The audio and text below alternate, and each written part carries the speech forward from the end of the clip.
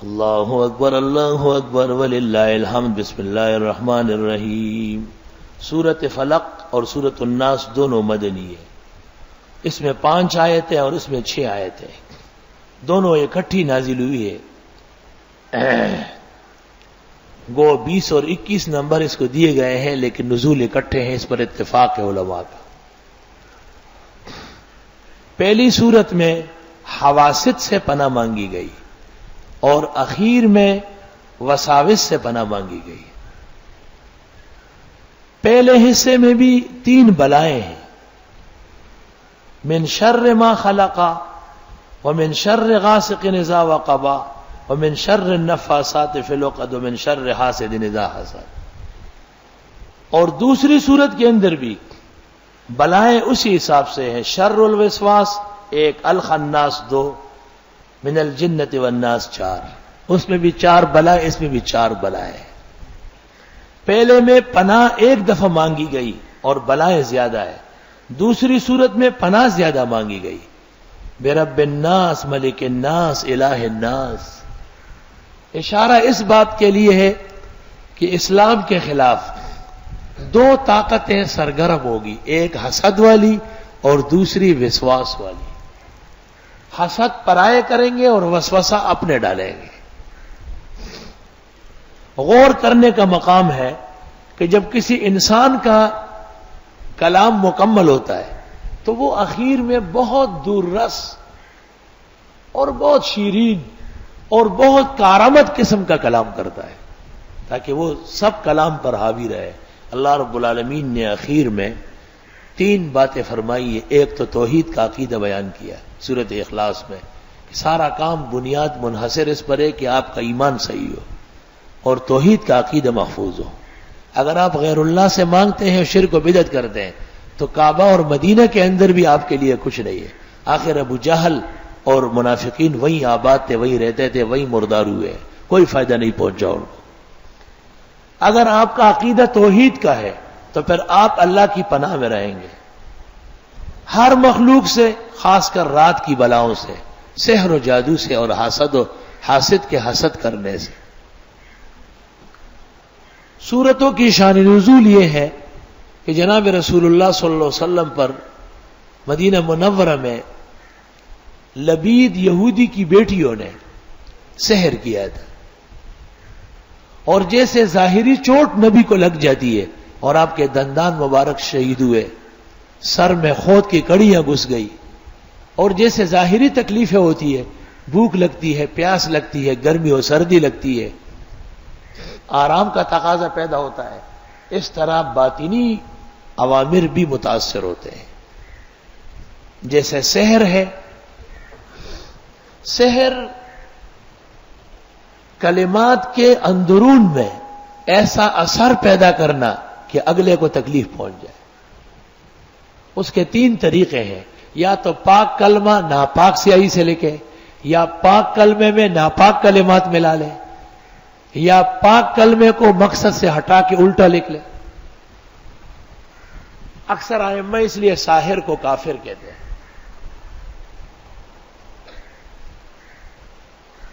سحر کا اثر انسان پر یہ ہوگا کہ طبیب اور ڈاکٹر کی پکڑ میں بیماری نہیں آئے گی اور اس کا کام خراب ہو رہا ہوگا، بلکہ دوا سے اور طب سے بڑھ جائے گا۔ یہ اس بات کی علامت ہے کہ اثر سحر ہے۔ حضرت صلی اللہ علیہ وسلم ارشاد فرماتے تھے کہ میں نے یہ بات کہی ہے اور ابھی تک آپ نے کہی نہیں ہوتی۔ کبھی ایک بات آپ فرما چکے ہوتے، کچھ دیر بعد پھر ارشاد فرماتے، جسے کہتے ذہول اور نسیان۔ ان کیفیات میں آپ بھی غمگین ہوئے، صحابہ بھی بہت پریشان تھے۔ ایک دن آپ بستر پہ لیٹے ہوئے تھے، 2 فرشتے آئے، ایک نے دوسرے سے پوچھا صاحبکم مطبوب، یہ بیمار ہے؟ اور نے کہا لا بل مسحور، سحر ہوا ہے۔ من سحرہ، کس نے کیا ہے؟ کہا فلان ابن فلان نے، اور فی بیر ذی اروان، ایک کنواں ہے بیر ذی اروان، اس میں تعویذ اور گنڈے لٹکائے ہیں۔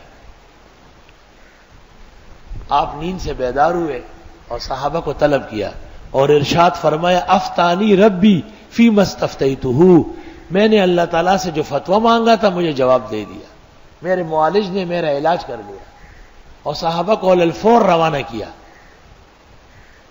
جب یہ لوگ وہاں پہنچے تو ایک دیکھا کہ ایک دھاگا نیچے لٹکا ہوا ہے اور اس کے ساتھ تعویذ لٹکے ہوئے ہیں۔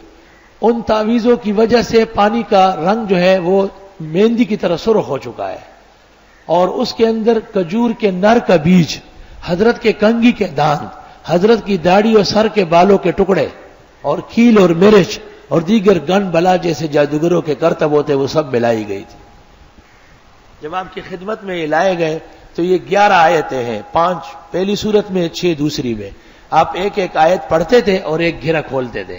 جب 11 گھیرے کھل گئے اور 11 آیتیں پوری ہوئی، سارا نشیتم بسیتا، تازہ دم، خوش و خرم، جیسے کبھی بیمار ہوئے ہی نہیں تھے۔ ابن جریر نے اپنی تفسیر کے حواشی میں اس جگہ لکھا ہے کہ صحابہ نے تابعین کو رد سحر میں یہ 2 بلکہ یہ 4 کل بتائے ہیں کہ یہ صبح و شام پڑھا کرے۔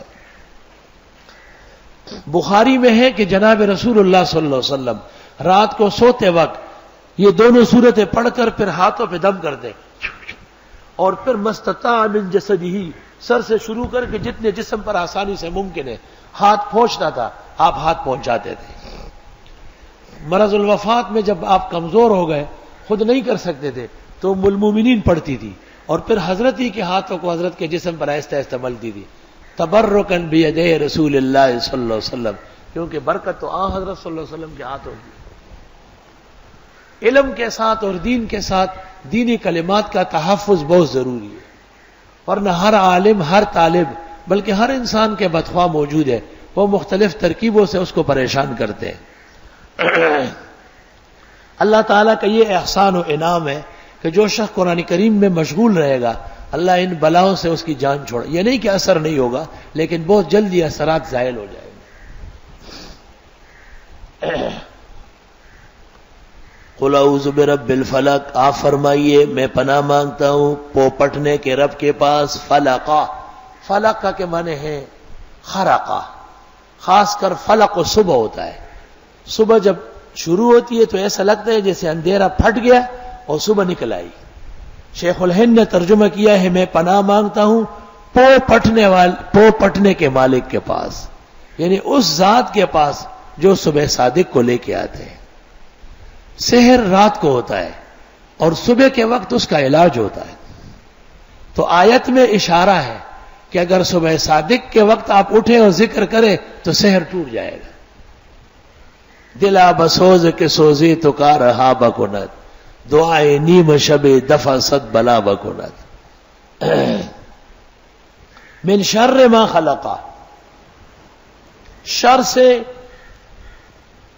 اس چیز کے جس کو اللہ تعالیٰ نے پیدا کیا، یعنی مخلوق ضرر رساں ہے، مخلوق ضرر پہنچا سکتی ہے، یہ برحق ہے، اور مخلوق اللہ تعالیٰ کی ہے، اس کو راضی کر لے وہ زوراور ہے، مخلوق سے خود چھین لے گا یہ کام۔ سبحان اللہ۔ ایک بزرگ کے یہاں میرا جانا ہوتا تھا، ان کی تعویذ بیٹے کے سلسلے میں اکسیر سمجھی گئی، لیکن وہ مجھے نہیں دے رہے تھے، پتہ نہیں ناراض تھے یا وہ کچھ مانگنا چاہتے تھے۔ تو ایک دن میں جب ناراض ہو گیا تو میں نے دعا کی، میں نے کہا اے بغیر تعویذ کے بیٹا دینے والے اب تو آپ دے دیں۔ اسی سال محمد انور شاہ پیدا ہوا۔ وہ بزرگ مٹھائی کا ڈبہ لے کے آئے، انہوں نے کہا ہماری قسمت میں نہیں تھا ورنہ بیٹا ہو ہی رہا تھا، ہمارے عمر بھر کے مزے ہو جاتے۔ اللہ غیرتیوں کے ساتھ ہے، حدیث میں ہے انما الغیرۃ من الایمان، غیرت ایمان کا حصہ ہے۔ من شر ما خلق، علماء نے عجیب بات لکھی ہے کہ ایک مستقل مزاج عقیدے کا آدمی جو مخلوق کا خوف محسوس نہ کرے اس پر اثر بہت کم ہوتا ہے، اس لیے خواتین پر اثرات بہت ہوتے ہیں۔ ان کو ویسے آپ کہے کہ آپ پر کچھ ہے تو وہ کہا غرق ہو گئی، برباد ہو گئی۔ یہاں ایک عورت ہے وہ مجھ سے تعویذ لے جاتی ہے کہ میرے بیٹے اور بہو میں محبت ہو، تو میں تعویذ دے دیتا ہوں، 1 مہینے کے بعد میرے اسی تعویذ کو نکال کے لاتی ہے، وہی بیٹے دیکھ تو لے غرق ہو گئے ہم، یہ بلا نکل آئی ہے۔ اب وہ میرا لکھا ہوا ہوتا ہے لیکن اس کو منوانا آسان نہیں، وہ کہتے نہیں یہ دشمنوں نے لکھ کے رکھا، بھول جاتی۔ اور لوگوں نے جھوٹ بولنا شروع کیا ہے، ادھر سے دیکھا قمیض دیکھی، اثرات ہے، اثرات ہے۔ اثرات کہنا آسان ہے، اثرات توڑنا بہت مشکل کا۔ یہ کہنا بہت آسان ہے، اثرات ہے جی، اثرات ہے، اثرات ہے نا، نماز نہیں پڑھتے، اثرات ہے، اثرات ہے نا، زکوٰۃ فرض ہو چکی ہے، منمانی کرتے ہیں، نوکرانیوں کو ادھر ادھر کر کے باقی دبا دیا، اثرات اس سے برے اور کیا ہوں گے؟ حج کب کا فرض ہوا ہے، حج نہیں کیا، اثرات ہے، پردہ فرض ہے نہیں کر رہے، اثرات ہے، شرک اور بدعت کی لت پت ہے، اثرات ہے، جنہوں کی کیا ضرورت ہے، وہ خود اپنے آپ کو برباد کر رہا ہے۔ یہی وجہ ہے کہ علماء اور طلباء وہ ان بلاؤں سے محفوظ رہتے ہیں ببرکت رسول اللہ صلی اللہ علیہ وسلم، اور جو ان کے بھائی خواہ ہیں ان کو بھی اللہ تعالی ہمیشہ محفوظ فرماتے ہیں۔ اس سے یہ مطلب میرا نہیں ہے کہ یہ ہے نہیں، یقیناً ہے، اس میں کوئی شک نہیں، لیکن ایسا بھی نہیں ہے جیسے پراپیگنڈا ہے۔ ہر مخلوق کے شر سے میں پناہ مانگتا ہوں صبح صادق کے رب کے پاس، ومن شر غاسق، اور شر سے اس بلا کے اذا وقب، جب وہ چھانے لگے۔ غاسق اللیل اس بلا کو کہتے ہیں جو رات کے وقت آتی ہے، بعض ستاروں کا نام بھی غواسق ہے، جیسے طوارق ہے۔ اس میں اشارہ ہے کہ رات کے اندھیرے میں جادوگر جادو کو مضبوط کرتے ہیں۔ ومن شر النفاثات فی العقد، اور پھونکنے والیوں کے شر سے جب وہ گروں میں پھونکتی ہے، گرہ لگاتی ہے، گرہ لگاتی ہے، بخاری شریف کتاب التہجد جلد اول صفحہ 153 پر ہے کہ جو شخص فجر کے وقت نہ اٹھے تو شیطان آ کے یعقد علی راس اعتقافی ثلاث عقد، اس کے چہرے پر 3 گرہ باندھتا ہے، اور ہر گرہ لگاتے ہوئے یہ پڑھتا ہے علیک لیل طویل فرقد، رات بڑی پڑی ہے سو جائیے، علیک لیل طویل فرقد، علیک لیل طویل فرقد۔ اگر یہ اٹھ گیا تو ایک گرہ کھل گیا، اگر وضو کر لیا دوسرا کھل گیا، اگر نماز پڑھ لی تو تیسرا بھی کھل گیا، فاصبح نشیطا بسیطا، تازہ دم صبح اٹھتا ہے۔ اور اگر یہ نہیں اٹھا، نماز نہیں پڑھی، جب نماز قضا ہو جاتی ہے یدخل ذکرہ فی اذنہ ویبول علیہ، آلہ تناسل اس کے کان میں دے کے پیشاب کر لیتے ہیں، جیسے بل ٹانگ اٹھا کے پیشاب موت لیتا ہے اور بھاگ جاتا ہے کہ پڑے رہو میرے بیٹے، سارا دن جو ہے نا میرے تحفہ بانٹتے رہو، سارا دن شیطانی کرتا رہے گا۔ فجر کے نماز نہ پڑھنے والے پر اتنا بڑا اثر ہے جس کا علاج ممکن ہی نہیں ہے دنیا کے اندر، کینسر سے زیادہ خطرہ ہے اس کے لیے۔ کسی پر بلے نے پیشاب کیا، کتے نے، اس کا علاج تو ہے، شیطان کا پیشاب کیسے پاک صاف کریں گے؟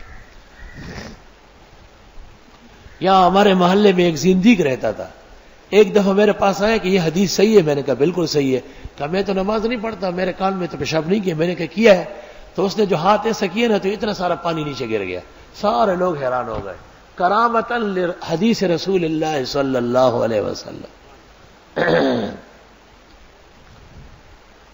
تو عورتیں یعنی لبید ابن عاصم کی بیٹیاں جب جادو کرتی تھی تو پھونک پھونک کے، اور بعض کتابوں میں لکھا ہے کہ جادو کرنے والی عورتیں اپنے آپ کو غصہ دلاتی ہے اور بہت زیادہ غیظ و غضب پیدا کرتی ہے تاکہ ان کے زبان میں زہر پیدا ہو جائے، پھر وہ چپ کرتی ہے۔ اس لیے لوگ جب غصے میں ہو یا ناراض ہو تو دم درود نہیں کرتے، بیمار ہوتے تو پھر نہیں کرتے، کہتے نہیں اب منہ میں جراثیم پیدا ہو گئے۔ جب کلمات پڑھ لے، بہترین ذکر کر لے، آیات پڑھ لے تو منہ خوشگوار ہو جاتا ہے، پاک صاف ہو جاتا ہے، پھر جا کر کے اس کو چوف کر دے۔ ایسا نہیں ہے کہ میں چوف چوف چوف چوف کرتے رہو، چوف کے پیچھے بہت بڑا داستان ہے۔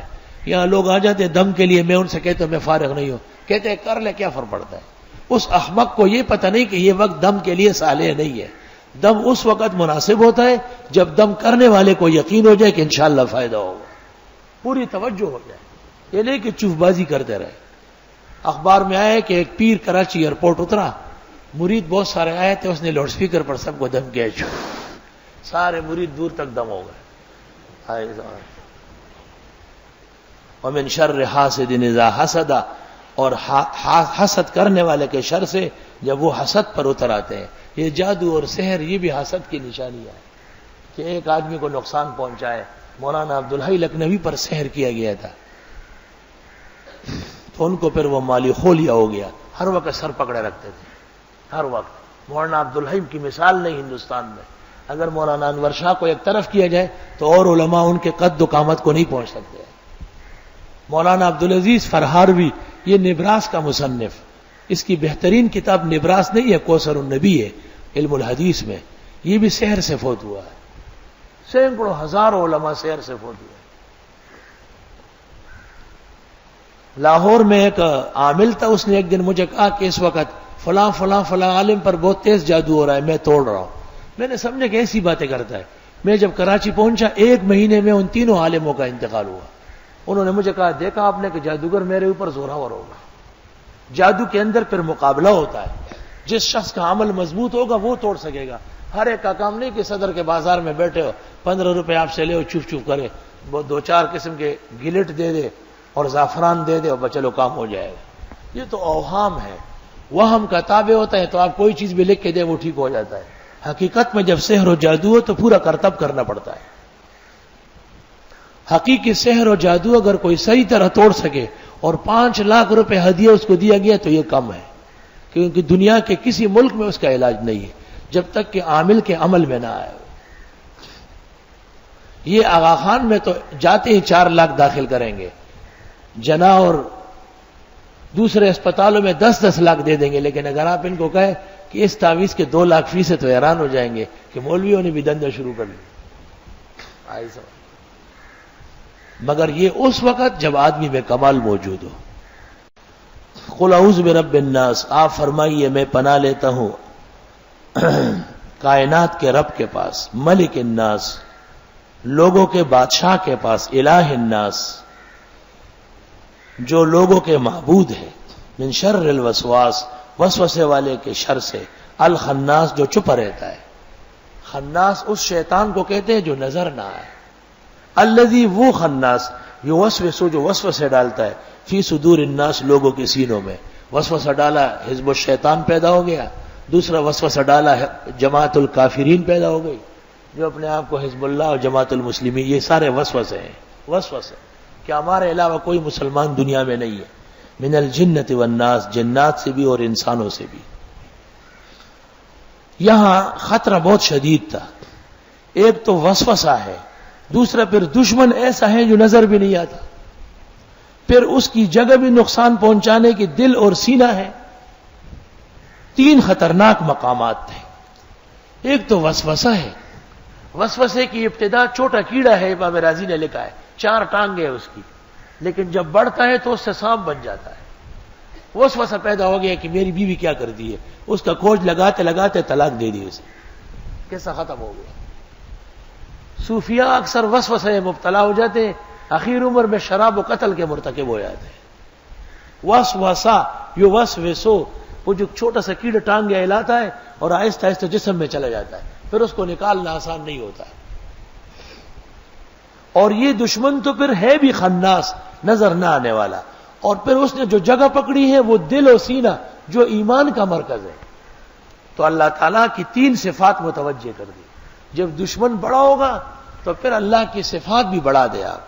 آپ فرمائیے کہ میں پناہ لیتا ہوں لوگوں کے رب کے پاس، لوگوں کے مالک کے پاس، لوگوں کے معبود کے پاس. اور یہ حقیقت میں سورۃ فاتحہ کے ساتھ متعلق ہے. وہاں ہے الحمدللہ رب العالمین، تو یہاں آ گیا قل اعوذ برب الناس. وہاں ہے مالک یوم الدین، تو یہاں ہے ملک الناس. وہاں ہے ایاک نعبد و ایاک نستعین، یعنی الہ اور مستعان آپ ہے، تو یہاں ہے الہ الناس. وہاں 2 دشمنوں سے پناہ مانگی گئی، مغضوبین سے اور ضالین سے. یہاں بھی 2 دشمن ہیں، وسواس و خناس سے اور جن اور انس سے. تو سورۃ الناس منطبق ہے سورۃ الفاتحہ کے اوپر، اور فاتحہ فی کل سورت ہے.